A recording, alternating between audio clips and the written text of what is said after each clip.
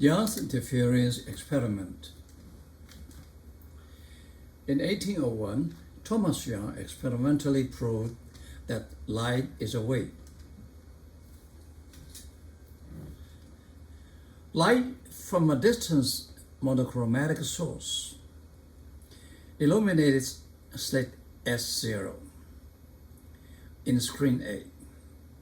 The emerging light then spread via diffraction to illuminate two slits S1 and S2 in a screen B. Okay. Diffraction of the light by the two slits sends overlapped circular waves into the region beyond the screen B, where the waves from one slit interfere with the waves from the other slit. We get this one. And finally, here we have maximum, minimum, maximum, minimum. It's from United Kingdom. Okay. Now, this is an incident wave from one diffraction reached to two. This is one source split into two. And then they recombine after traveling different paths. Here you get a maximum, minimum, maximum, minimum. Okay? They have different wavelengths, so they have different phase difference. They get maximum, minimum. Finally, we get this kind of stuff. It's uniform spread. Okay.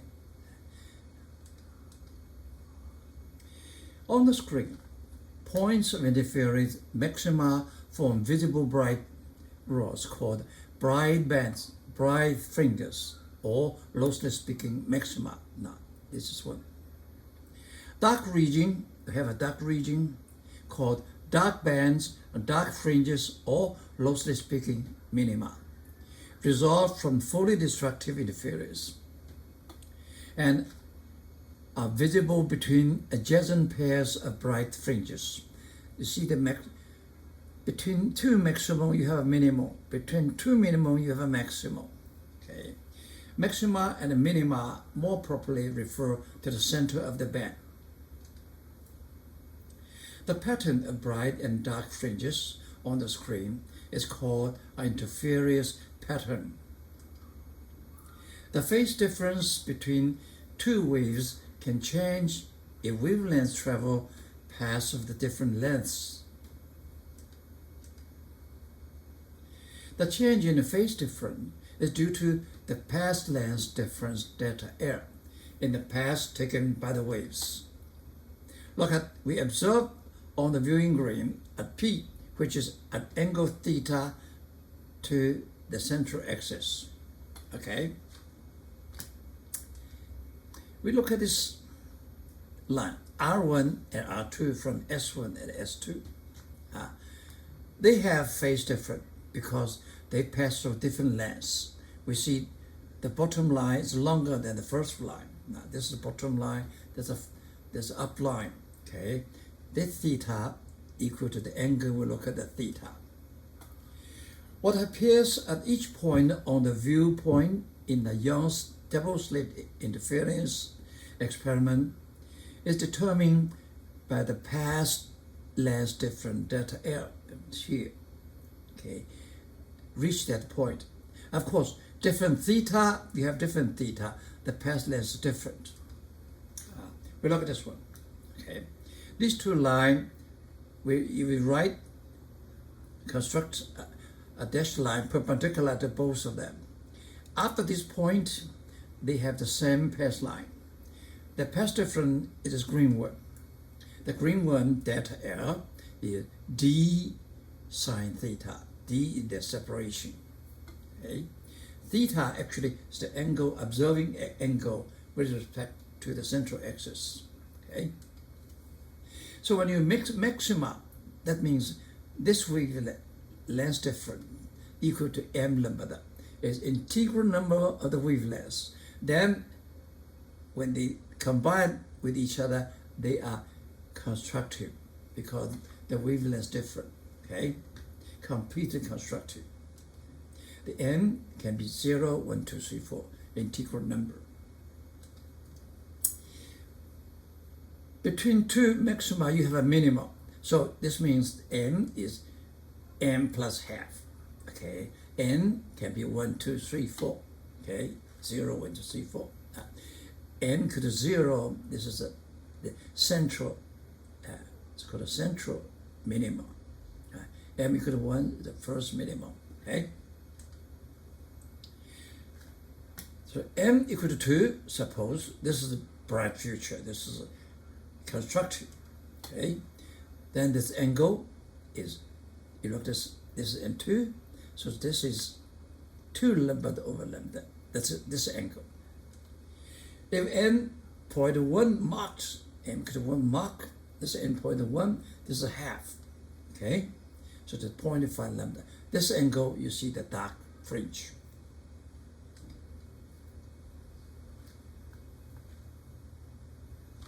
We'll use this ripple tank, which projects an image of waves on the surface of water, to show interference of waves from two closely spaced slits. When we put a pair of slits in front of the waves, an interference pattern results. Decreasing the wavelength increases the number of nodal lines in the pattern. This is minimal. This split-screen view shows the patterns resulting from the two wavelengths. Increasing the separation of the slits also increases the number of nodal lines. This split-screen view shows the patterns resulting from the two slit spacings.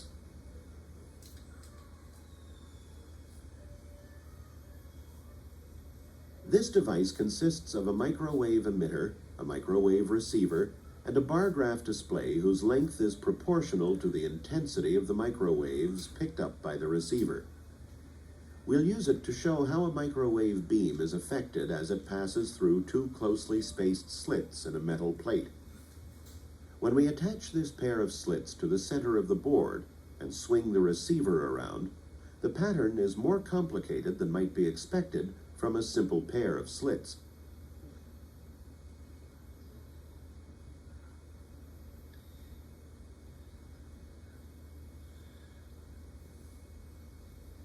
If we replace this pair of slits with another more closely spaced pair, how will the pattern be affected? Here is the pattern from the new pair of slits.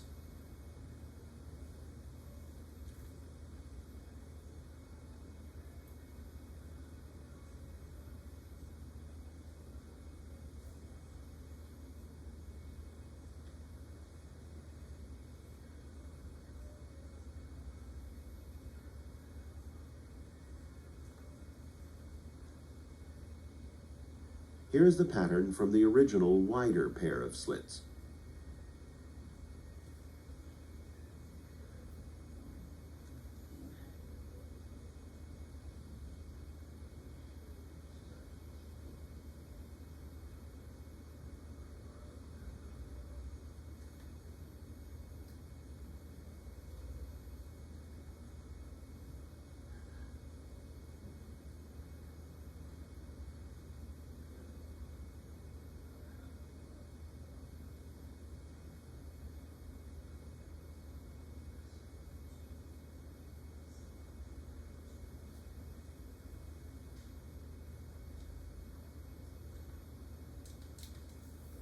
Sample. What is the distance on screen C? Screen C. In the figure, between the adjacent maxima near the center of the interference pattern. The wavelength lambda of light is 546 nanometer.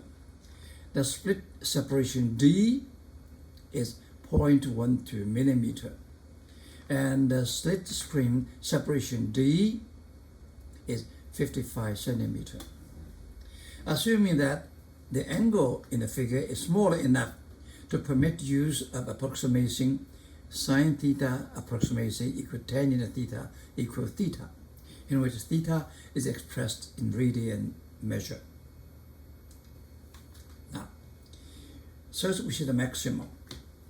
this maximum condition is d sine theta maximum equal to m lambda. Okay? And we see the number m, the location is sine theta satisfy this one. Next one. This one we see where location is y over d is tan theta. And when theta is very small, sine theta approximately equal to tan theta. So they equal. And then we find ym equal to d. Ym equal to d lambda m over d.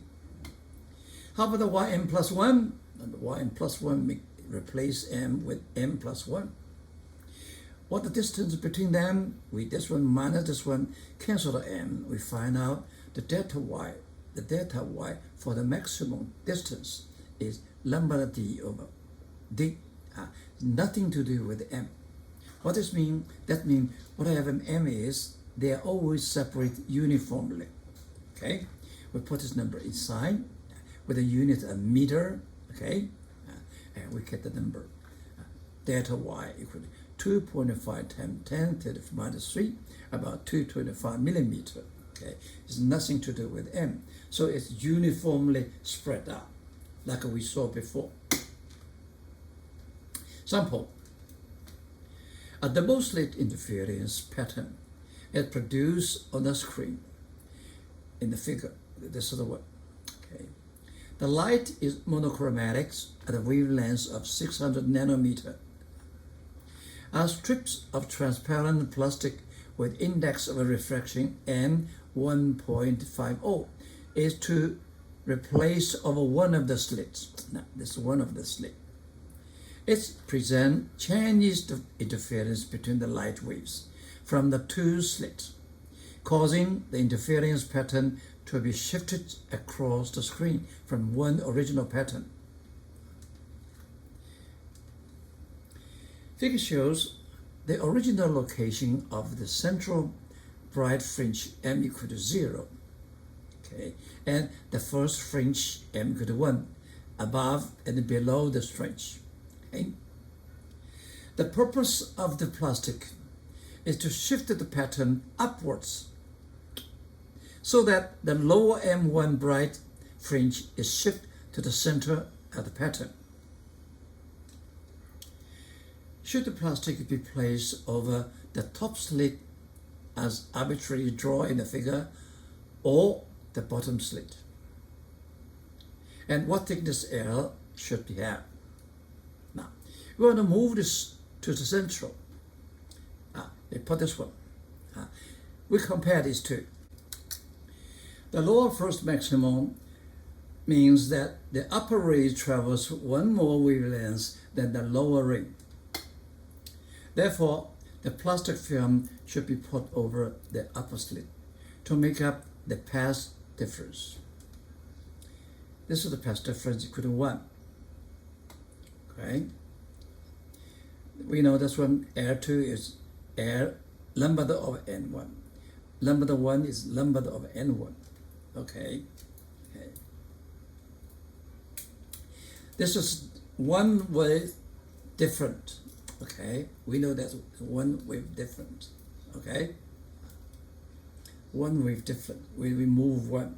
Okay? So, the L equal to 1 over lambda over n matter 2. We put this number aside. Okay, lambda is 600 nanometer. Okay, 1.6, 1.0. Okay, then we get the lambda. Okay, should put the up slit. Coherence. For the interference pattern to appear on view screen, C. The light waves reached any point of P on the screen must have a phase difference that does not vary in time. Does not vary in time. Because the phase difference remains constant, the light from the slits S1 and S2 is said to be completely coherent. Now, this source important. Okay. They are not coherent, that means their phase difference at the beginning and changed with time, and then we cannot see the fringes. If we replace the double slits with two similar but independent monochromatic light sources, such as two fine incandescent wires, the phase difference between the waves emitted by the sources vary rapidly and randomly. This occurs because the light is emitted by vast numbers of atoms in the wires, acting randomly and independently for extremely short times of the order of nanoseconds, 10 to the minus 9 seconds. As a result, at any given point on the viewing screen, the interference between the waves from the two sources varies rapidly and randomly between fully constructive and fully destructive.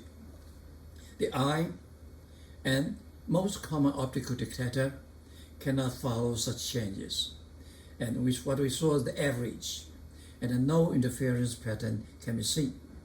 The fringes disappear, and the screen is seen as being uniformly illuminated. Such light is said to be completely incoherent.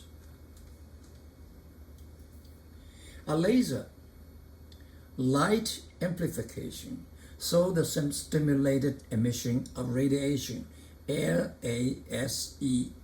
laser, differs from common light sources in that its atom emit light in a cooperating manner, thereby making the light coherent.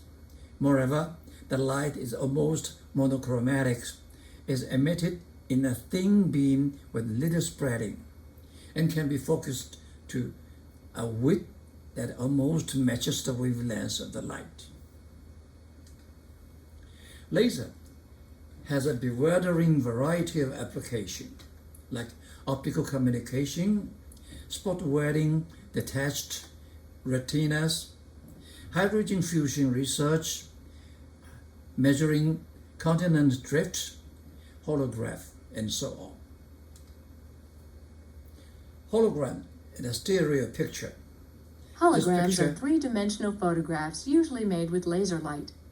Unlike an ordinary photograph, which looks much the same from any angle, a hologram looks different from different angles. Being able to look around images in a hologram gives a strong illusion of depth.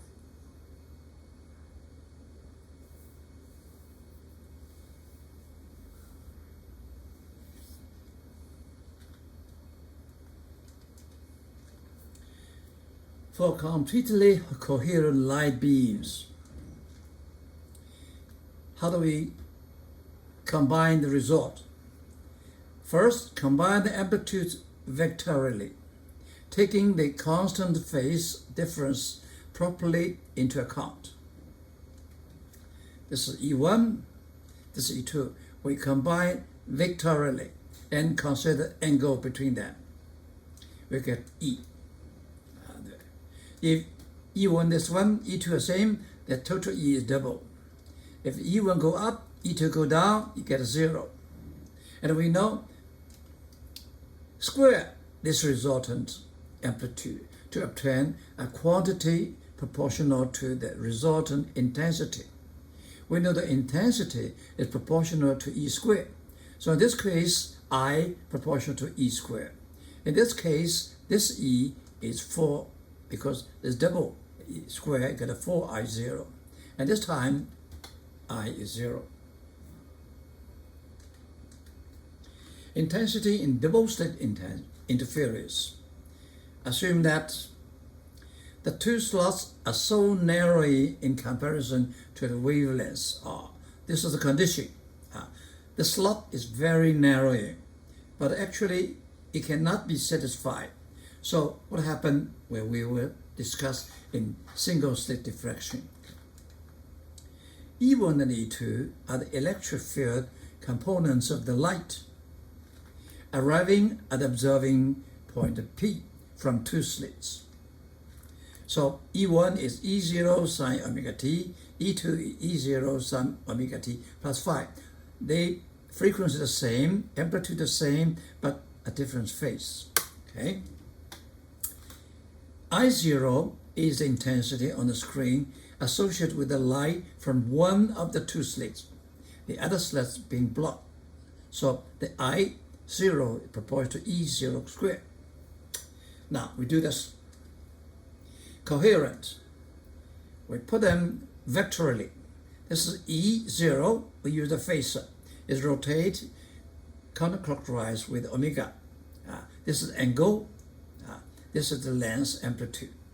And the second one have a phase difference later than this one. Okay? Both rotate.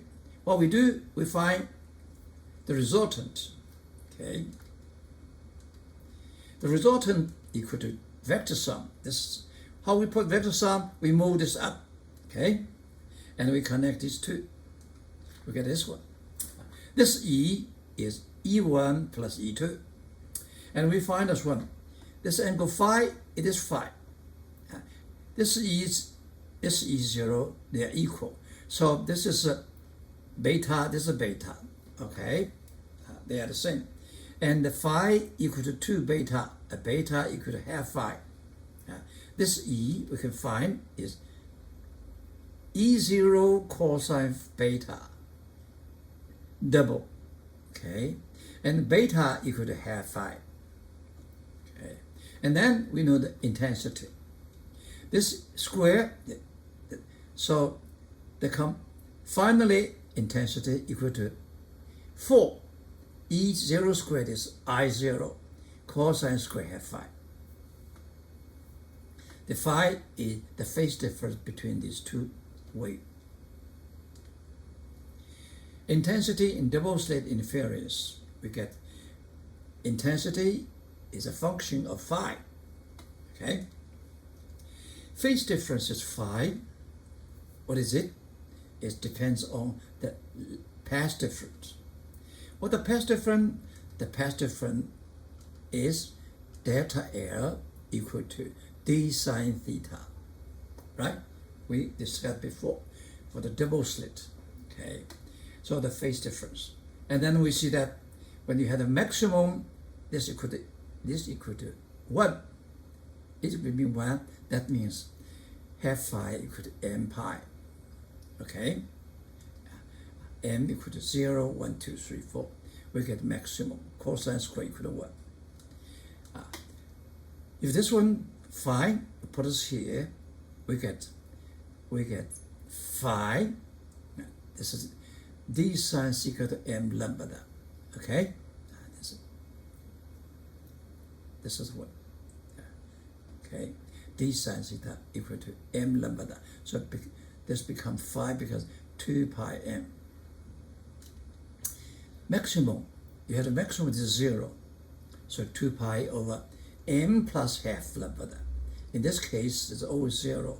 And in this case, put here, you will find that d sine theta. D sine theta equal to m plus half lambda. This is minima. Okay? This is the condition. This is the condition. Interference cannot create or destroy energy, but merely redistribute it over the screen. Thus, the average intensity of the screen must be the same to I/O, regardless of whether the sources are coherent.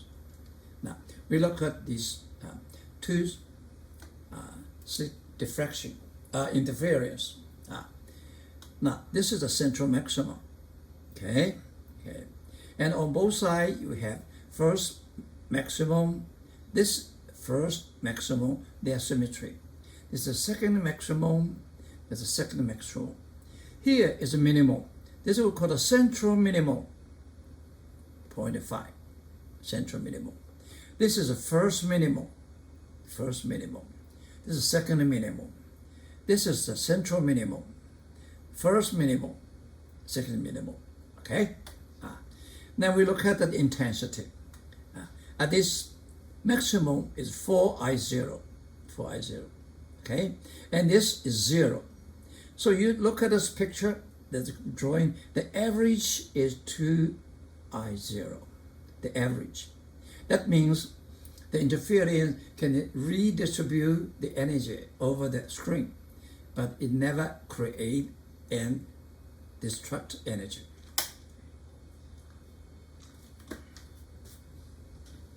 When light passes through two thin slits that are closely spaced and onto a screen, it produces an interference pattern of bright and dark spots. These slides have 3 such pairs of slits, each with a different separation. We'll pass a laser beam through each pair to show the resulting interference patterns. Here is the setup of laser, slits, and screen as seen from above. This is the pattern on the screen from a pair of slits separated by 0.62 millimeters. This is the pattern from a pair of slits separated by 0.26 millimeters. Out. Note that the pattern is spread. Here is the pattern from a pair of slits separated by 0.09 millimeters. The pattern has spread even more. Combining more than 2 waves. In a more general case, we might want to find the resultant of more than 2 sinusoidally varying waves. The general procedure it is: first, we construct a series of phasors representing the function to be added. Draw them end to end, maintaining the proper phase relation between the adjacent phasors. Second, construct the vector sum of these array. The length of this vector sum gives the amplitude of the resultant phasor. The angle between the vector sum and the first phasor is the phase of the resultant with respect to its first phasor. The projection of this vector sum phasor on the vertical axis gives the time variation of the resultant wave. This is very important. We're going to use it in next chapter.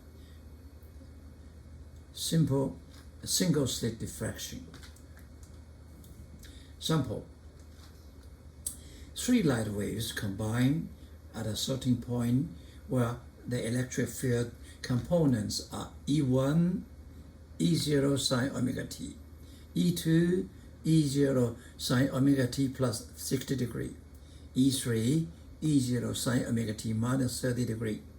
Find their resultant component ET at that point. Following the instruction above, okay, this is the E1, E2, and E3. This is minus 30 degree, okay?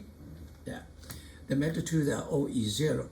And this, we vector sum them in phasor, and this is their resultant component E, okay? This is vector sum. So what we do, we divide it into 2 components, X or Y. For example, this E, it can be E1 plus E2 plus E3. And first we do the component. How we do this one? We find E, we divide into E horizontal equal to E1 horizontal plus E2 horizontal plus E3 horizontal. And E1 horizontal is E1 cosine 0. E2 horizontal is E2 cosine 60. This is E0 cosine minus 30. And then we put this number inside. Okay, we get it. E horizontal. This E horizontal. How about the E vertical? E vertical is the sum of the 3 vertical. Okay, this is E sine theta 0, E sine 60, E sine minus 30. You put them inside, we get the answer. Okay, and this E have 2 components, E horizontal, E vector.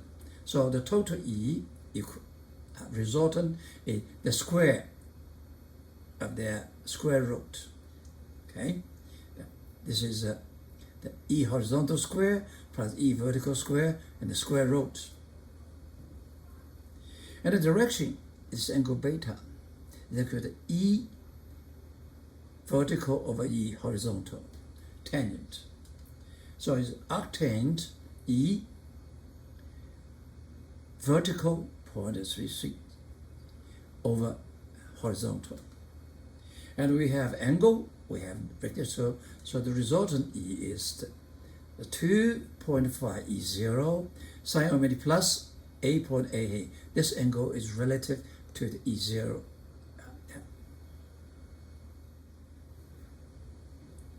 Now, for completely incoherent light bases, how we combine them? Very simple, we reverse. We square the individual amplitude to obtain quantities proportional to the individual intensities. Then we put them together, add individual intensity to obtain the resultant intensity. That's very simple. Okay? This procedure is in agreement with the experiment fact that for completely independent light sources, the resultant intensity at every point is always greater than the intensity produced at that point by either light sources acting alone.